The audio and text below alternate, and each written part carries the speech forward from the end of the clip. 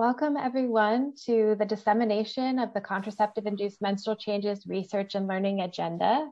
My name is Emily Hoppus. I'm a Senior Technical Officer on the Product Development and Introduction team at FHI 360. We're excited to have so many of you join us today for the launch of this document. It's been under development since we hosted a technical consultation on this topic almost exactly 1 year ago today. So today during the meeting, we ask that you please mute yourselves once you are in the room and also stay off video. But please do use the chat to introduce yourselves and share ideas and ask questions. So the development of the Contraceptive-Induced Menstrual Changes, or the CIMC Research and Learning Agenda, was led by the CIMC Task Force and supported by USAID through the Innovate FP and Research for Scalable Solutions projects. So now I'd like to start things off by handing it over to my colleague from USAID and fellow CIMC Task Force member to provide welcoming remarks. Amanda, could you please introduce yourself and get us started? Good morning, good afternoon, good evening, everyone. I would like to welcome you on behalf of the Contraceptive-Induced Menstrual Changes Task Force. We are excited to share the research and learning agenda that the working group has been developing over the past 7 months. My name is Amanda Cordova Gomez, and I am a biomedical research advisor in the Office of Population and Reproductive Health at USAID.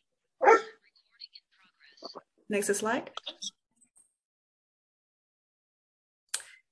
The purpose of this event is to disseminate and bring attention to the Contraceptive-Induced Menstrual Changes, CIMC, Global Research and Learning Agenda. To explore opportunities on how to use and put the CIMC global agenda into action, and to seek input from global stakeholders on how they will apply this agenda and facilitate linkages among researchers, product developers, program implementers, advocates, providers, policymakers, and funders. Today, our wonderful group of panelists will introduce us to the multidisciplinary work of the CIMC Task Force to draft research and learning agendas focused on different CIMC areas. Next slide, please. The agenda for today's event, we will start with Emily Hobbs from FHI 360, who will present why are contraceptive-induced menstrual changes important. Then our panelists will describe the several agendas of the CIMC, including measurement, contraceptive R&D, and biomedical agenda, social behavioral agenda, and programmatic agenda. We will then put this research agenda into action by brainstorming opportunities to put this agenda into practice. A panel discussion will follow on why CIMCs are a priority. And finally, Alex Mickler from USAID, my colleague, will be offering the closing remarks. Now I will give the mic to Emily to start us off. Thank you very much for your attention. Thank you so much, Amanda, for that welcome. So first, I'm going to take the next few minutes to provide you with a brief background of contraceptive-induced menstrual changes, or what I'll be calling CIMCs, as well as some information about how the CIMC research and learning agenda was developed. So the first thing I want to point out is that family planning and menstrual health are closely related fields that are often not effectively linked and integrated, which results in missed opportunities to improve sexual and reproductive health and rights. And many of those linkages are depicted on this slide here. So tackling the issue of CIMCs is just one of the ways in which the fields of family planning and menstrual health can begin to collaborate and integrate. And we're really excited to bring together researchers and implementers from both fields in this meeting today. But our focus today is on contraceptive-induced menstrual changes, and FHI 360 and the CIMC Task Force have done a lot of thinking about the definition of and the terminology used to describe contraceptive-induced menstrual changes. And we see the phrase broadly encompassing a range of possible changes users may experience to their standard menstrual cycle due to the use of hormonal methods or the copper IUD. And these changes can vary user to user. The menstrual changes include what you see on the slide here. They can be changes in bleeding duration, volume, frequency, and regularity, changes in blood consistency, color, and smell, changes in uterine cramping and pain, changes in other symptoms before, during, and after menstruation, changes in experiences of menstrual and gynecologic disorders such as endometriosis, changes over time with continued contraceptive method use, and then short-term changes to the menstrual cycle after contraceptive discontinuation. And the issue of CIMCs is really important because there are notable consequences when users find certain menstrual changes undesirable, including an impact on their family planning experience. Undesirable changes can cause dissatisfaction with a method, which may lead to discontinuation, switching to a less effective method, inconsistent use, or non-use. And this is all true because undesirable menstrual changes can have a notable impact on quality of life, including real physical, emotional, and economic tolls that can be caused by mental burden or worry, partner or family disapproval, and the need for more or different menstrual health materials to manage both bleeding and pain. But on the other hand, there are real and sometimes missed opportunities when menstrual changes are desirable. Some of these, what we call side benefits, have the potential to improve health, including the use of hormonal methods to manage gynecologic and menstrual symptoms. In addition, there's the potential to prevent or treat other health conditions like anemia. There's also some potential lifestyle and wellness benefits, including increased freedom to engage in daily activities, improved sexual well-being, a reduction in gender dysphoria for transgender people, and a reduction in costs associated with menstrual health materials needed to manage bleeding and pain. So driven by both the consequences and the potential opportunities of contraceptive-induced menstrual changes, we formed a CIMC task force in April of last year, which brought together 28 menstrual health and family planning experts from 18 organizations and 10 countries, who are pictured here and many of whom are joining us today. The first major role of the task force was to compile a research and learning agenda, which we are excited to be launching at this event. The CIMC Research and Learning Agenda and the task force emanated from a technical consultation on CIMCs that I mentioned in my welcome, which was hosted by FHI 360 a year ago. Key recommendations from that meeting were used to draft the initial Research and Learning Agenda, which was developed out by the CIMC task force. The agenda then went through extensive community review and a targeted expert review with key experts in measurement, menstrual disorders, LGBTQ health, sexual well-being, and clinical research and guidelines. The draft we're presenting and making available today incorporates all of this feedback and expertise. Before we present the CIMC Research and Learning Agenda in more detail, I wanted to bring awareness to some of the work we're already beginning to do to put the Research and Learning Agenda into action. And much of this will be put together by FHI 360 and supported by the task force. So first, we're partnering with Knowledge Success and the International Conference for Family Planning to create and share creative content that increases awareness and galvanizes support and action around the topic of CIMCs. We're also working to develop a set of service delivery guidelines that can be used to guide the integration of family planning and menstrual health in both policies and programs. And then finally, we're doing a lot of work related to measurement, including developing a full list of CIMC indicators and a module of CIMC survey questions that can be easily added to ongoing studies and activities. So please stay in touch and stay tuned for all of these resources, which will be coming soon. So without further ado, I'd now like to turn it over to a few of my fellow CIMC task force members to take us through each of the agendas in the Contraceptive-Induced Menstrual Changes Research and Learning Agenda, which include a measurement agenda, a biomedical and contraceptive R&D agenda, a social behavioral and user preferences agenda, and a programmatic research agenda. So Emeka, I'll invite you to please start us off by introducing yourself. Thank you, Emily. My name is Emeka Wachukwu. I work as Implementation Science Technical Advisor with the RTU Division at Office of Population and Reproductive Health at USAID. Next slide, please. This framework shows that an individual's biological changes and environment can influence their experience and behaviors related to CIMC. As you can see from the sketch, the social environment and availability of facilities can also have a direct effect on health and quality of life, as well as user experience and behaviors. For example, you see that a user may be experiencing more frequent bleeding due to the family planning method use, and this will define his biological changes. And this person might be living in a community where menstrual bleeding is considered unclean, defining her social environment. This can also cause the user to view CIMC as an undesirable method, leading to method discontinuation, which is a user experience, which in the end may cause an unintended pregnancy, which impacts quality of life and impacts health itself. Next slide.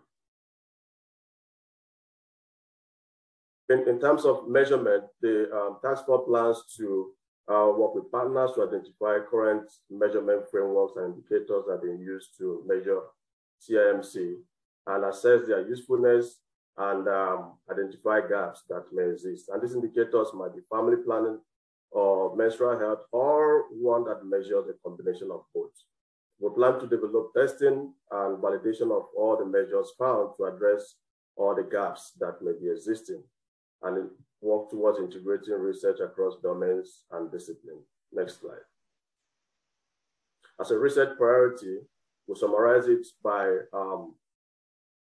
stating that we'll compile and review the current indicators and tools being used across disciplines to measure CIMCs at all levels, including family planning and menstrual health indicators that can be used or adopted. Identify gaps and areas for standardization and opportunities for improvement. I will hand over to Kavita Nanda for the next presentation. Thank you. Thank you.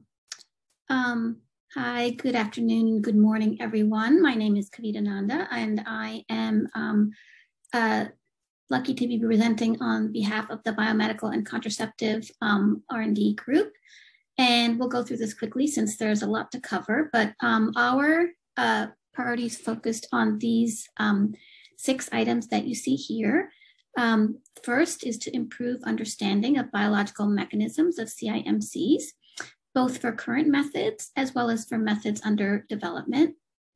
To advance prevention and treatment of undesired CIMCs, as well as acceleration of desired CIMCs for both current methods and methods under development. And while doing this research, to improve and standardize methodologies for collecting data while designing such studies. We also felt that it was important to explore prediction and personalization of CIMCs, both for current methods and methods under development. And in addition to focusing on CIMCs, that it was important to advance treatment and management. And this was after we talked to many colleagues involved in these areas for both menstrual disorders as well as other gynecologic disorders such as fibroids or endometriosis. And you'll hear this as a common theme to integrate these research across domains and disciplines. This is a lot to cover, so as a first priority, next slide, please. We sought to streamline and improve research definitions, measurements, and processes to facilitate future research and biomedical CIM research, focusing first on elucidating the biological mechanisms that underlie these CIMCs, as well as their individual variations and the factors that affect their manifestation and intensity. And these could be underlying histologic changes, genetic changes, the microbiome, environmental factors, other user characteristics. Thank you.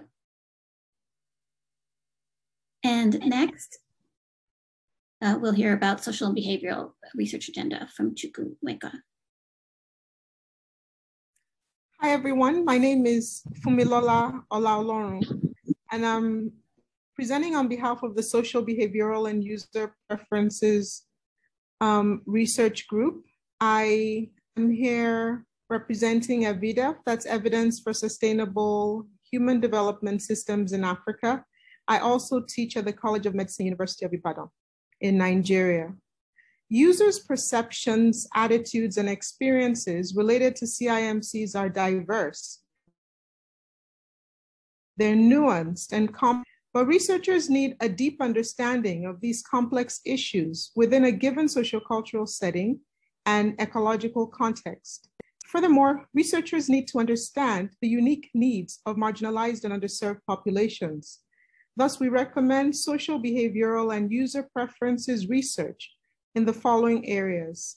First, understanding varied experiences of and perceptions and attitudes towards CIMCs. And a sample question here would be, how do users experience and describe different types of CIMCs? Second, understanding what influences perceptions and preferences around CIMCs. A sample question here would be, how do providers' perceptions of CIMCs impact how they counsel clients on family planning methods that induce menstrual changes? Third, identifying and measuring the impacts of CIMCs. A sample question here would be, how do CIMCs affect users' contraceptive satisfaction and reproductive autonomy, including opportunities for self-care? Fourth, understanding the relationship between CIMCs, menstrual health, family planning, and other reproductive outcomes. A sample question here would be, how do CIMCs affect a contraceptive user's ability to detect and understand reproductive events such as pregnancy, miscarriage, and menopause, and make subsequent pregnancy and/or reproductive decisions? And fifth, some translational considerations, integrating research across domains and disciplines. A sample question here would be, what are the possible strategies for developing personalized contraceptives that integrate both biological attributes and user preferences? Next slide, please. Given that that is so much, the team has identified our research priority to understand and contextualize contraceptive users' experiences, perceptions, and attitudes towards CIMCs, including assessing the state and strength of the existing evidence related to CIMC perceptions. I'll hand it over to Tanya. Thanks, Punmi. So I'll be presenting on the programmatic research agenda. My name is Tanya Mahajan, and I'm the Director of International Operations for the PAD project. So the programmatic research agenda basically defines research questions to be able to identify and scale approaches for addressing CIMCs with a view to integrate menstrual health and family planning delivery, also to facilitate self-care in the process. And as you see here, this has been done across 8 buckets. The first is basically looking at development of effective models for integrating family planning and menstrual health service delivery for addressing CIMCs, which can help improve health outcomes like contraceptive use, menstrual and gynecologic disorders, etc. The second looks at addressing CIMCs through integrated FP and MH service delivery. So more provider focus, looking at aspects related to providers and how that has an impact on health outcomes. The third bucket looks at education and self-care messaging and where that sits within the whole FP and MH programming ecosystem, and how, again, it can lead to improvement of behaviors related to the specific health outcomes. The fourth bucket looks at developing digital tools and resources for programmatic integration. The fifth bucket looks at how these integrated programming can reach the most marginalized and vulnerable populations to be more equitable. The sixth bucket of research questions examines the cost savings and efficiencies that can be achieved through integration of programming. The seventh bucket looks at how can programs that integrate CIMCs be designed for adoption and also adaptation to various social contexts and also across the reproductive life cycle of menstruators. Last but not the least, what are the translational implications for policy and programs in other health areas, for example, WASH, maternal and child health, environment,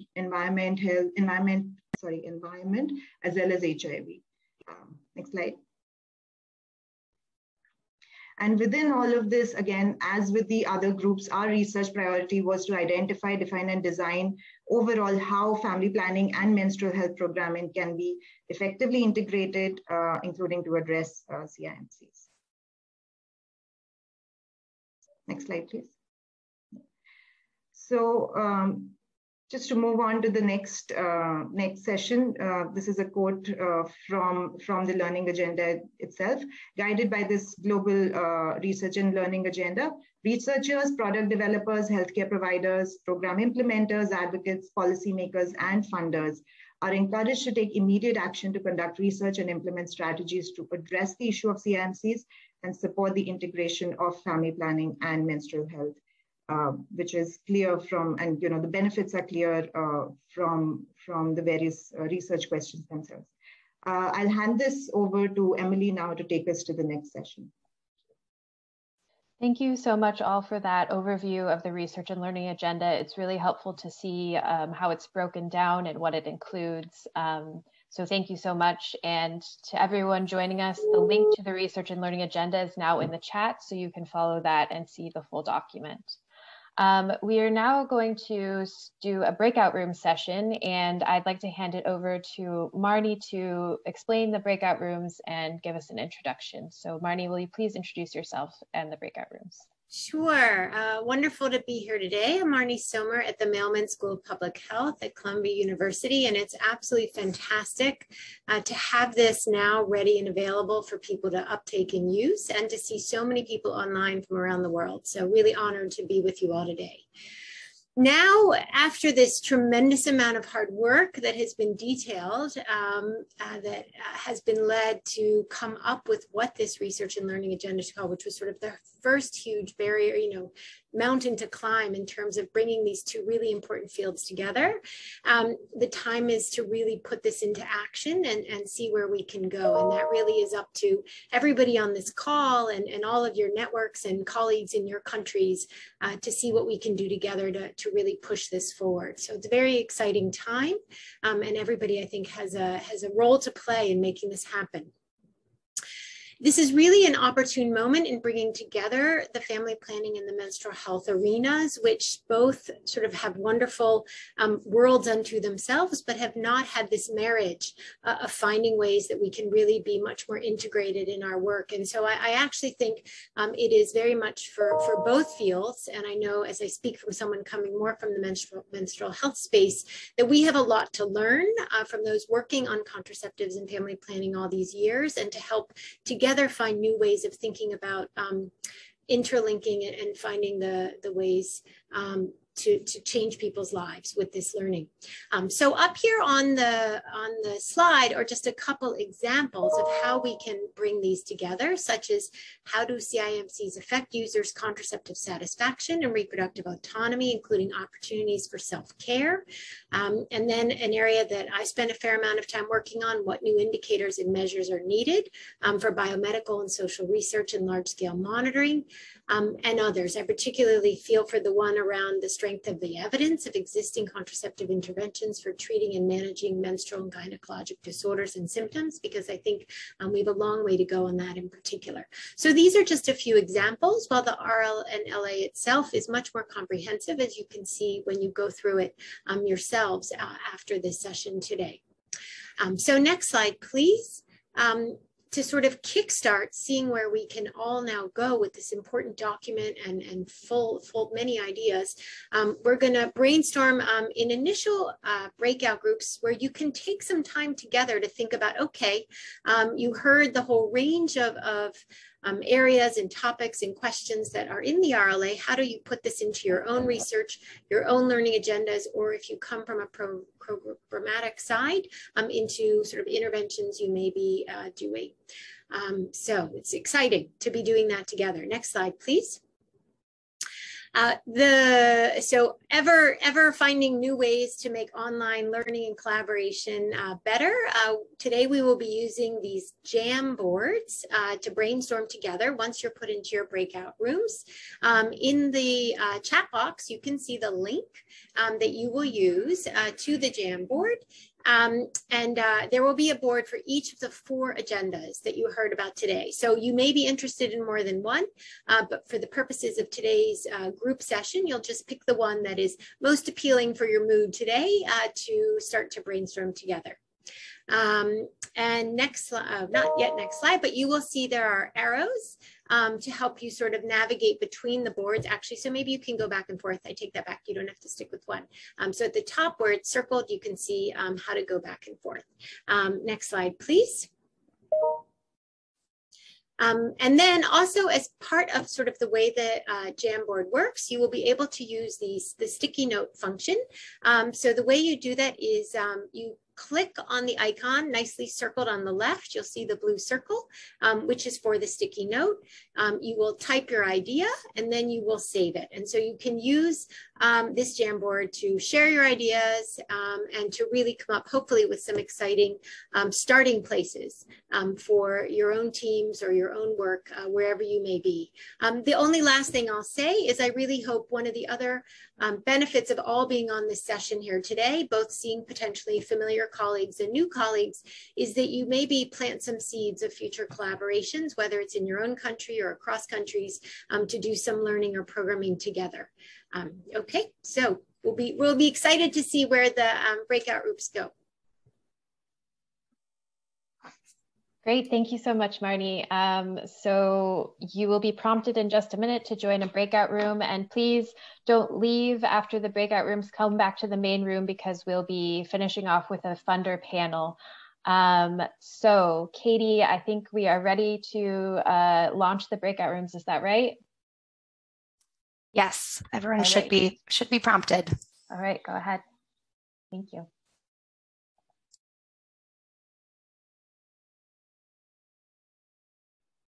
We go to where we're, okay.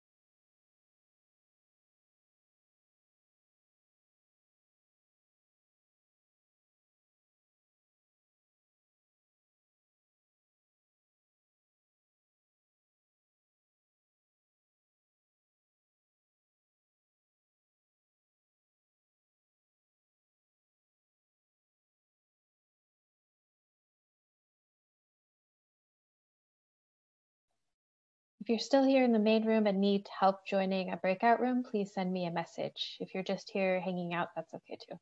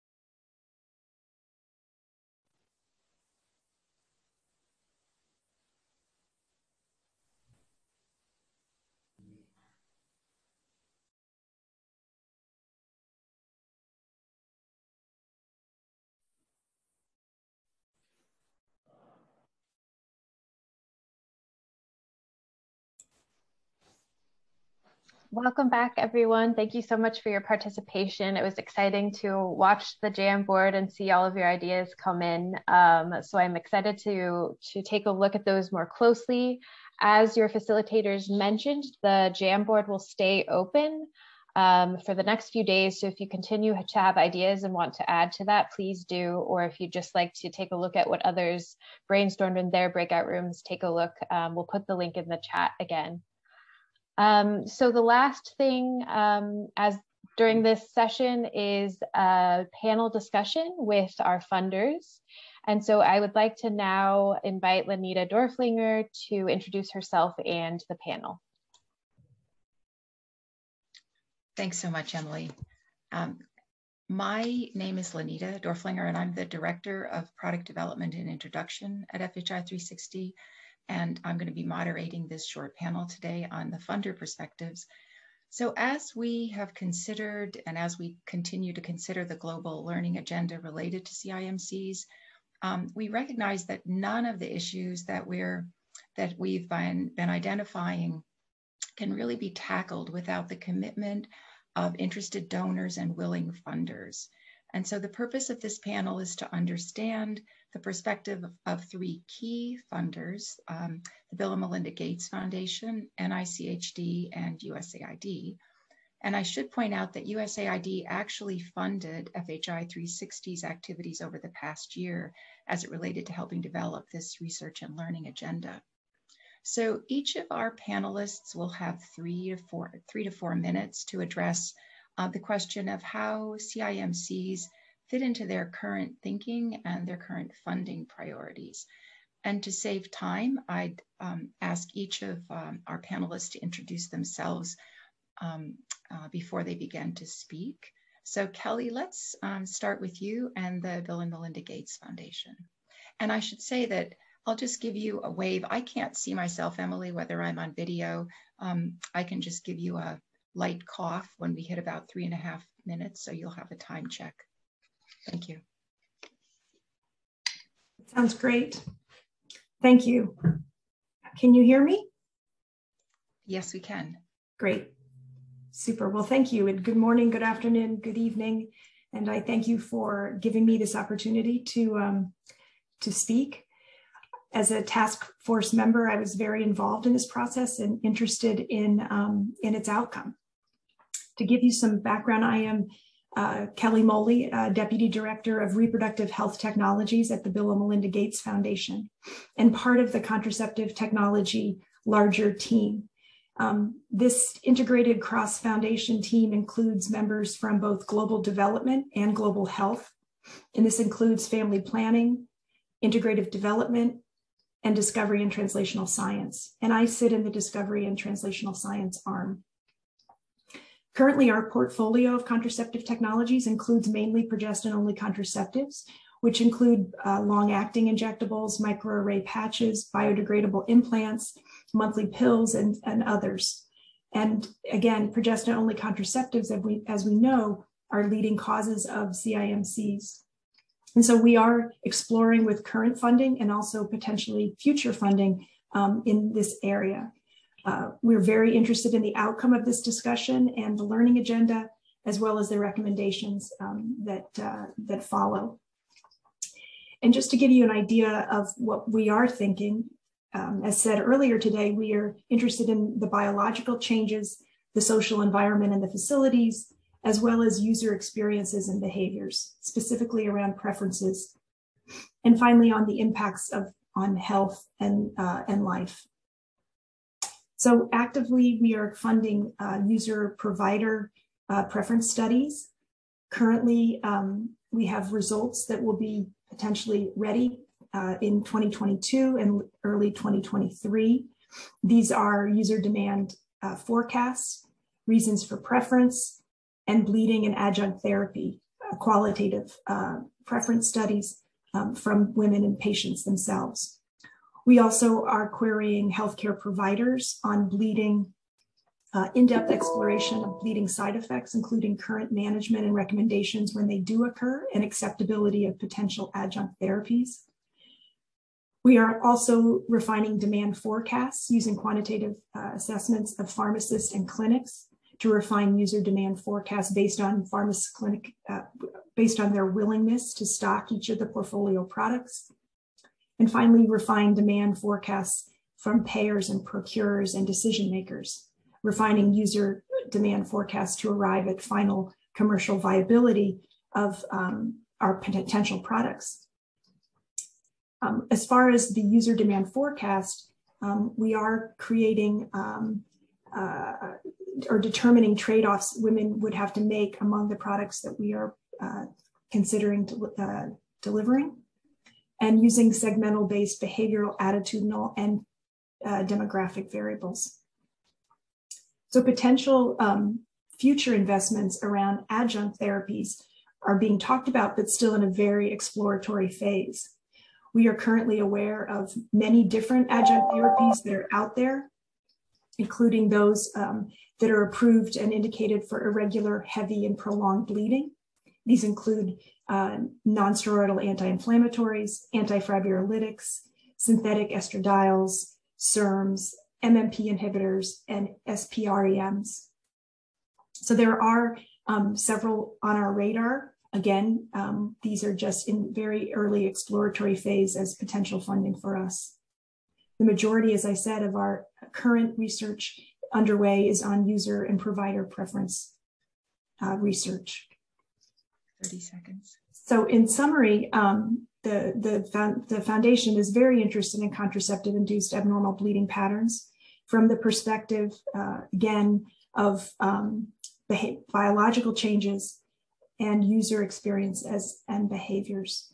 There's obviously, these all have a significant impact on health and life of these women, as well as on menstrual health and changes. And I think the idea of combining this contraceptive-induced changes with menstrual health and hygiene is a wonderful advancement in how we think about contraceptive-induced changes. And I would definitely encourage this new marriage of the two fields. And just in addition, part of the Reproductive Health Technologies platform is also very interested in menstrual health and hygiene products. And we have an arm looking actively for using transformative new technologies in material science to improve upon the current menstrual practices in low resource settings. And I'll stop there. Thank you. Thank you so much, Kelly. What exciting opportunities it looks like you're considering. So thank you and implementing. Our next up is Diana Blythe from NICHD. Hi, Diana. Hi. Not sure if you can see me, and hopefully yes, you can hear me. You. Yes, we can see you. Perfect. Okay. So I'm chief of the Contraceptive Development Program at NICHD, and we support a contraceptive clinical trials network to develop new products for men and for women. And I find that our greatest challenge is trying to assess any given product in a large population of women, because not every woman responds to a product the exact same way. So at the outset, we may have something that we think is going to be perfect on bleeding patterns, and then find out that, say, 90% of the women behave the way we predict and 10% do not. And then we have to figure out why they don't, or at least recommend to them that they might consider a different product. So this is a challenge, that you may develop something and expect that everyone will react the exact same way, but that doesn't happen. The other thing is developing tools to be able to assess how bothersome an experience is. For instance, if you stop bleeding, but you have spotting, is the spotting bothersome or is it not? And we don't have uniform ways of determining that, especially across studies that other organizations may do. And that makes it a great challenge for us. And I'd love to solve that problem and have us be able to all use the same tool that gets us the most valuable information about a specific product. And lastly, I will say that that not every woman wants the same bleeding pattern, which means that you have to be able to develop products to accommodate different choices that women make, in addition to how their bodies will respond. And there are products that may start out with some bleeding, but then lead to no bleeding. And if women prefer no bleeding, the question is how much time are they willing to tolerate with some bleeding in order to get there? And then will it stay? So those are questions we ask all the time and are trying to solve with products that we're developing. And we have a number in development, including vaginal rings, long-acting progestin injectables, and non-hormonal methods. Thank you. Thank you so much, Diana. And now we'll move on to Tabitha Shripapatana from USAID. Tab. Thanks, Anita. So I'm Tabitha Shripapatana. I'm the Deputy Division Chief in Research in the Office of Population and Reproductive Health. And so since I sit in the Research Division, I can best reflect on how CIMCs fit within AID's current research priorities. So of course, we've received feedback from women for years that about bleeding changes, and it's been a key reason for women to not use contraception or discontinue using contraception. It's also, of course, a key reason for some women to try some contraceptive methods over others. Like pregnancy, menstrual changes are welcome in women's lives sometimes and sometimes not. And misconceptions around bleeding changes, including that it causes significant illness or impairments, are still prevalent, and it will take a different approach really for us to address. We haven't been fully successful to date in those areas. So our division mission is to advance biomedical research and implementation science to improve family planning and reproductive health globally, with a focus on low resource settings. So CIMCs fit, of course, quite well with our biomedical research and our implementation science objectives. In our biomedical portfolio, we support the development of new methods and refinement of existing methods. And we currently have 2 R&D awards, one with Conrad and one with FHI 360. And both are incorporating input from user perspectives into the method design decision-making process. So addressing CMCs is critical. And the efforts of this group and new research and learning agenda are really essential to help us focus on the key questions that will shape the R&D's decision-making.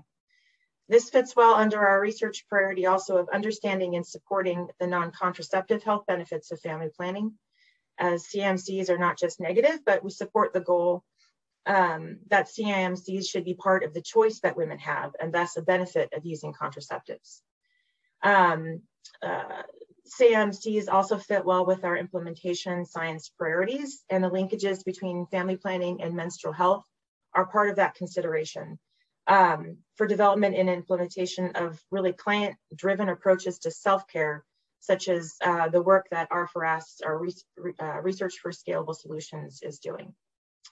Similarly, CIMC Task Force has identified research priorities related to behavior change and social norms regarding menstrual health and family planning, underscoring the connection to PRH projects like Passages.